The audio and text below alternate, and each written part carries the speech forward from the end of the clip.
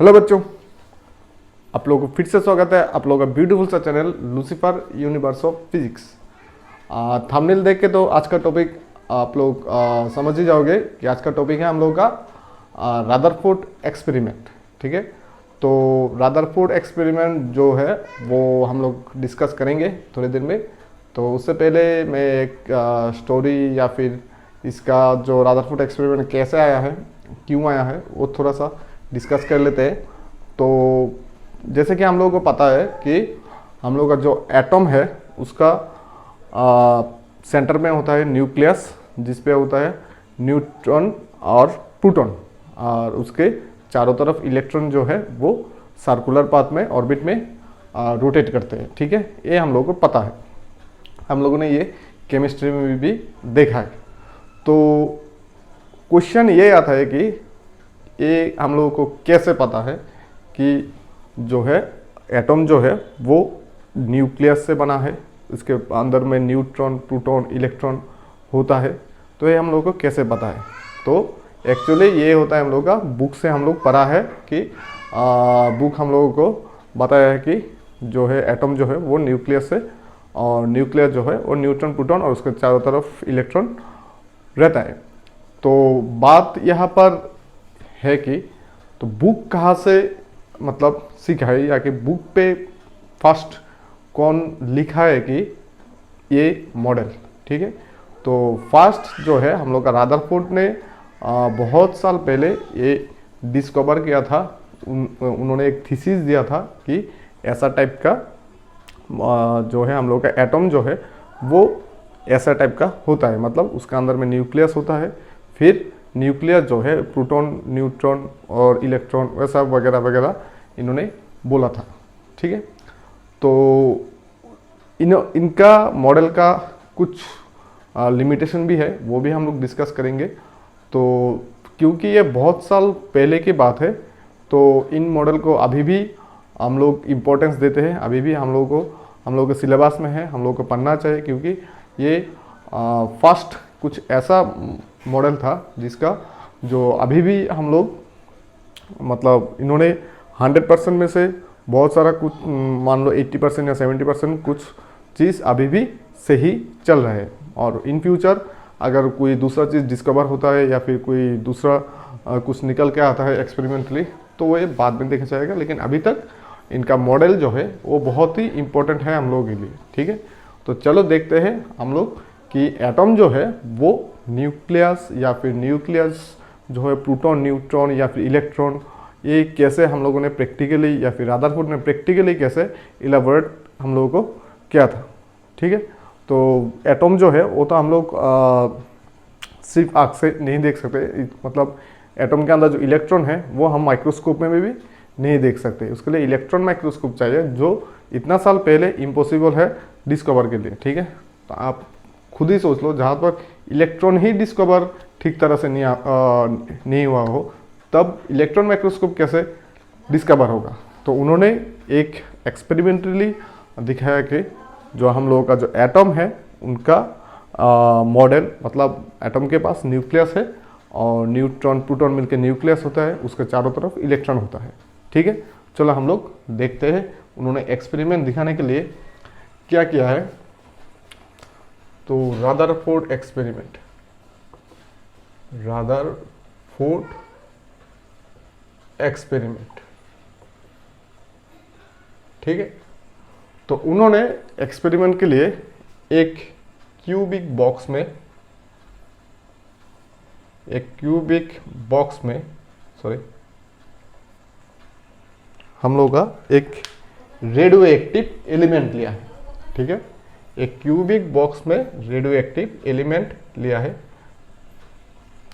मान लो ये होता है हम लोग का रेडियो एक्टिव एलिमेंट, कोई भी एलिमेंट, यूरेनियम या फिर कोई भी, ये होता है हम लोग का रेडियो एक्टिव एलिमेंट। और ये बॉक्स जो है वो हम लोग का ज़्यादातर लेड से बना होता है। ठीक है, लेड से क्यों बना होता है? लेड से क्यों बना होता है, इसका क्वेश्चन के आंसर भी मैं दे देता हूँ। जो रेडियो एक्टिव एलिमेंट है उससे बहुत सारा रे निकलता है, जो हम लोगों के लिए बहुत ही हार्मफुल है और अगर बॉक्स में ना किया हो तो बहुत सारा रे एक साथ निकलेगा, तब एक्सपेरिमेंट में बहुत ही एरर आएगा। ठीक है, कौन सा रे कहाँ जा रहा है वो हम लोगों को पता नहीं चलेगा, तो एक्सपेरिमेंट में एरर आएगा। तो उन्होंने एक बॉक्स लेके बॉक्स में छोटा सा एक होल किया है, इस होल से सिर्फ रे जो है वो निकल सकता है, बाकी सारा रे इसके अंदर ही लिमिटेड रहेगा। ठीक है, इस सैंपल से चारों तरफ ही रे निकलेगा, लेकिन बॉक्स से सिर्फ इस होल से रे निकलेगा।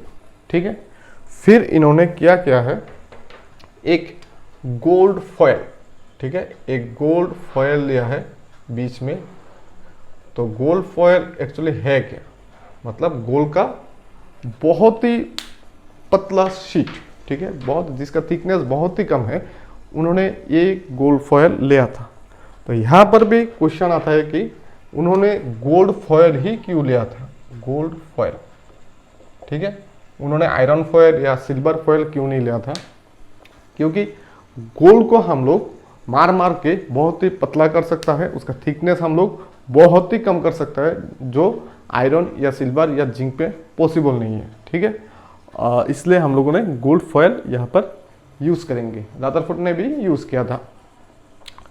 फिर यहाँ पर एक डिटेक्टर स्किन, ठीक है, यहाँ पर एक डिटेक्टर स्किन है जो डिटेक्ट करेगा कि इसमें कितना रे आके गिरा है। ठीक है, तो ये है हम लोगों का डिटेक्टर स्किन, जिसमें डिटेक्ट करेगा कितना रे आके इस पे पड़ा है। तो चलो ठीक है, तो उनका ये था एक्सपेरिमेंट। ठीक है, एक बॉक्स के अंदर जो लेड का है, इसके अंदर यूरेनियम रखा गया था, उसके सामने एक गोल्ड फॉयल, फिर एक डिटेक्टर स्किन या फिर फ्लूरोसेंट स्किन, जिस पे रे आकर गिरने से स्किन पे ब्लैक डॉट दिखाई देगा। ठीक है, क्योंकि हम लोग नेकेड आई से यहाँ पर रे गिरता है कि नहीं हम लोगों को तो पता तो नहीं चलेगा, लेकिन रे गिरने से एक ब्लैक कलर का स्पॉट यहाँ पर रह जाएगा। ठीक है, तो इससे पता चलेगा कि इस जगह पर इस बॉक्स से रे आकर गिरा है। तो उन्होंने एक्सपेरिमेंटली क्या देखा है कि यहाँ से जो रे निकलता है बहुत ही कम रे सीधा जाता है। ठीक है, बहुत ही कम रे, एक्चुअली सीधा कोई भी रे कवर नहीं करता, कोई भी रे जाता ही नहीं है, जो जाता है एक दो रे या फिर उससे भी कम जाता है। ठीक है, तो ज़्यादातर रे जो है इससे सीधा चला जाता है, मतलब यहाँ से सीधा चला जाता है। ठीक है, और कुछ रे कार्व होके यहाँ से, कुछ रे कार्व होता है, और कुछ रे जैसे इंसिडेंट होता है गोल्ड फॉयल में वैसे ही रिफ्लेक्ट होके वापस आ जाता है। ठीक है, ये था एक्सपेरिमेंट। यहाँ पर 3 क्राइटेरिया है, अच्छी तरह से समझो। एक है बहुत ही कम रे जैसे इंसिडेंट होता है टोटल रिफ्लेक्ट होते 180 डिग्री एंगल में वापस आ जाता है। दूसरा है कुछ रे बहुत ही कम एंगल में डाइवर्ट होता है, मतलब मान लो जो सीधा जा रहा था वो बहुत ही कम 1 डिग्री या 2 डिग्री एंगल में इसका डायरेक्शन चेंज होकर स्किन में जाके गिर रहा था, और कुछ रे बहुत ज़्यादा एंगल में डाइवर्ट हो रहा था, मतलब 90 डिग्री, 89 डिग्री, 85 डिग्री, ऐसा कुछ एंगल में इसका रे जो है इसका पाथ चेंज होता था, मतलब डाइवर्ट होता था। ठीक है, तो यहाँ से कुछ हम लोगों ने कंक्लूजन निकला है कि 1 नंबर जो एंगल 180 डिग्री एंगल में रिफ्लेक्ट हो रहा था, मतलब जैसे जा रहा था उसी रास्ते से वापस आ रहा था, मतलब ये जो रे है, तो बेसिकली मैंने यहाँ पर बताना भूल गया था कि यहाँ से जो रे निकल रहा है वो एक्चुअली होता है अल्फा पार्टिकल। अल्फा पार्टिकल, तो अल्फा पार्टिकल बेसिकली होता है 2He4, ठीक है, जिसका मास होता है हम लोगों का 4 और एटॉमिक नंबर होता है 2। हीलियम प्लस प्लस होता है हम लोगों का अल्फा पार्टिकल। तो अल्फा पार्टिकल है क्या, पॉजिटिव चार्ज, इसमें पॉजिटिव चार्ज होता है। तो जो 180 डिग्री एंगल में वापस आ रहा है, मतलब किसी के साथ, किसी बहुत मतलब वेटफुल किसी के साथ जाके इसका टक्कर हो रहा है, मतलब इलास्टिक कोलिशन हो रहा है, जिसके वजह से वो वापस उसी रास्ते से आ रहा है। तो मतलब एटम के अंदर कुछ ऐसा कुछ है, ठीक है, एटम के अंदर ऐसा कुछ है जो बहुत ही मैसिव है और जो पॉजिटिवली चार्ज है, क्योंकि अल्फा पार्टिकल खुद पॉजिटिव चार्ज है। अगर यहाँ पर नेगेटिव चार्ज होता तो क्या होता, पॉजिटिव नेगेटिव अट्रैक्ट कर लेता एटम, अल्फा पार्टिकल को वो छोड़ता ही नहीं, ठीक है। तो अल्फा पार्टिकल को वो वापस उसी रास्ते से भेज रहे हैं, मतलब वो रिपल्स कर रहा है। तो एटम के सेंटर पे कुछ ऐसा बहुत ही मैसिव है और पॉजिटिव चार्ज है, जिसको उन्होंने नाम दिया है कि न्यूक्लियस, ठीक है। तो यहां से आता है न्यूक्लियस। तो ये मैसिव किस वजह से है, इस पे न्यूट्रॉन और इन्होंने क्या आइडिया लिया था, पॉजिटिवली चार्ज कुछ है इसमें, तो उसको बोलते हैं प्रोटॉन, ठीक है।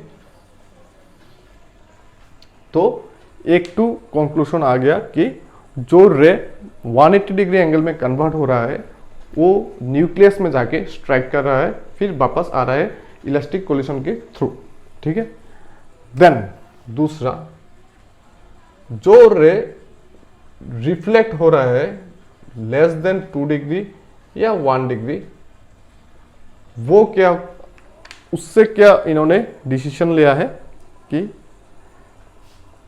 एटम के चारों तरफ बहुत ही जो है स्पेस है वो ब्लैंक है, कुछ भी नहीं है इसमें, जिसलिए बहुत सारा रे ऐसे ही स्ट्रेट लाइन जाके यहाँ पर ब्लैक डॉट क्रिएट कर रहा है, ठीक है। मतलब बहुत सारा रे सीधा पास हो रहा है, कुछ कुछ रे 1 डिग्री या 2 डिग्री या लेस देन 1 डिग्री में डाइवर्ट हो रहा है। इसका मतलब क्या है, एटम के अंदर न्यूक्लियस के बाद ऐसा कुछ है जो अल्फा पार्टिकल को अपनी तरफ अट्रैक्ट कर रहा है, लेकिन वेलोसिटी की वजह से वो उसको खींच नहीं पा रहा है, मतलब अट्रैक्ट करके पकड़ के नहीं रख सकता है, वो सिर्फ इसका पाथ को थोड़ा चेंज कर देते हैं। मतलब कुछ चीज़ इस तरफ जा रहा है, अगर हम लोग इसको खींचते हैं तो उसका क्या होगा, इसका जो पाथ है वो स्ट्रेट लाइन से हमारी तरफ कन्वर्ट हो जाएगा, थोड़ा सा डाइवर्ट हो जाएगा।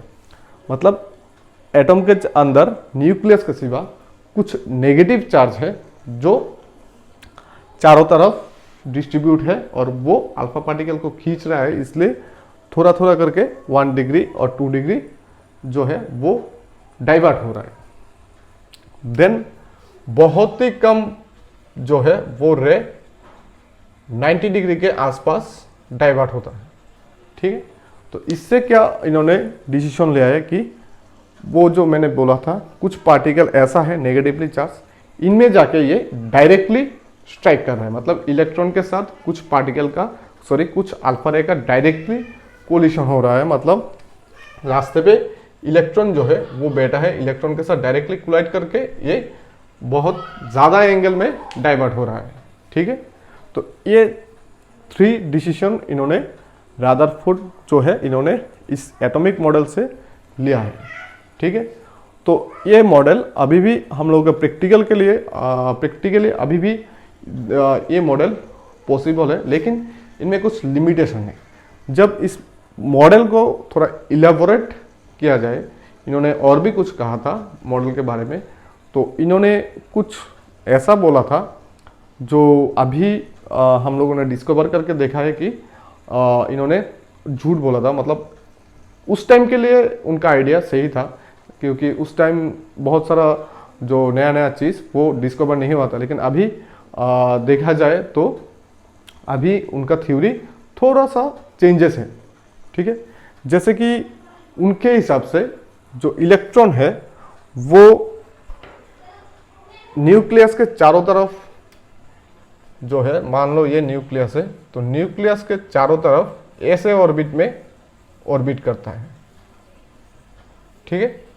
तो ऐसा होने से क्या होता कि हम लोग का जो इलेक्ट्रॉन है वो घूम घूम घूम घूम के मतलब डिस्टेंस कवर करके न्यूक्लियस पे आके गिरता, मतलब हर किसी का साइज धीरे धीरे छोटा होना था। लेकिन अभी जो है, अभी हम लोग क्या देखते हैं कि इलेक्ट्रॉन जो है वो हर एक सर्कुलर ऑर्बिट में न्यूक्लियस को ऑर्बिट करते हैं, जिसके वजह से किसी का साइज छोटा या बड़ा नहीं होता। ठीक है, तो इस थ्योरी पे और भी कुछ लिमिटेड है, क्योंकि यहाँ पर वो अपना रेडियस जो है वो कॉन्टिन्यूसली चेंज कर रहा है। तो इनका जो क्या बोलते हैं इसको, एनर्जी लेवल है वो चेंज होता रहेगा। तो कुछ एनर्जी चेंज होने से हर एक एटम एनर्जी रिलीज करेगा, मतलब हर एक एटम से कुछ एनर्जी रिलीज होगा। तो एनर्जी रिलीज होने से अगर हम लोग इनको देखेंगे तो यहाँ से कुछ लाइट वगैरह निकल के आएगा, जो प्रैक्टिकली इम्पॉसिबल है। ठीक है, मतलब प्रैक्टिकली इम्पॉसिबल मतलब आज हम लोग के आसपास जो भी है ये सब कोई लाइट तो हम लोगों को इमिट नहीं करता। तो प्रैक्टिकली ये थोड़ा सा इन पे लिमिटेशन है। ठीक है, तो ये रहा हम लोगों का रदरफोर्ड का मॉडल। और इसके बाद कुछ और भी है, जैसे कि बोर्स थ्योरम भी है हम लोग का, बोर का मॉडल भी है, और बहुत सारा कुछ है। ये हम लोग नेक्स्ट वीडियो में देखेंगे। तो नेक्स्ट वीडियो में एक तो इंटरेस्टिंग बात हम लोग डिस्कस करेंगे कि इसका मैं थोड़ा सा डिस्कशन अभी कर देता हूँ। जैसे कि मैंने यहाँ पर बोला था, मान लो ये एक एटम है, इसका न्यूक्लियस है, ये फर्स्ट ऑर्बिट है, ये सेकंड ऑर्बिट है, ये थर्ड ऑर्बिट है। ठीक है, तो जब कुछ इलेक्ट्रॉन ऑर्बिट चेंज करते हैं, मतलब फर्स्ट ऑर्बिट से थर्ड ऑर्बिट, थर्ड ऑर्बिट से फर्स्ट ऑर्बिट जंप करके आते हैं, तब क्या होता है, ये एनर्जी हम लोगों को देना पड़ता है या फिर एटम हम लोगों को एनर्जी देते हैं। ठीक है, इस प्रोसेस के अंदर ही हम लोगों का जो न्यूक्लियर बॉम्ब है और भी जो एक्सप्लोसिव है वो डिपेंड करता है। ठीक है, तो ज़्यादातर केस में जब इलेक्ट्रॉन अपना साइज छोटा करता है तब ये हम लोगों को एनर्जी देते हैं, और जब हम लोग एटम का साइज बड़ा करते हैं, मतलब इसका ऑर्बिट ज़्यादा करते हैं, तब हम लोगों को एनर्जी देना पड़ता है।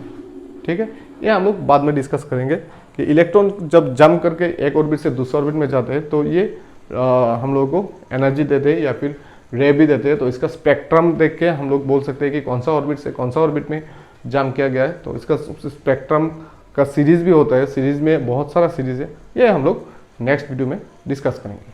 ठीक है, तो आज के लिए सिर्फ ये मॉडल देख लो, बुक में है, PDF में है, और मैं डिस्क्रिप्शन बॉक्स में लिंक भी दे दूंगा इसका नोट्स का। तो रदरफोर्ड मॉडल हम लोगों का क्लास 12 फिजिक्स में भी है, केमिस्ट्री में भी है, और ये इंपॉर्टेंट सा मॉडल है हम लोगों का फिजिक्स एंड केमिस्ट्री दोनों के लिए। ठीक है, अगर वीडियो अच्छा लगा हो तो एक लाइक कर देना और साथ में फ्रेंड्स के साथ शेयर भी कर देना। मिलेंगे नेक्स्ट वीडियो में, तब तक के लिए टाटा।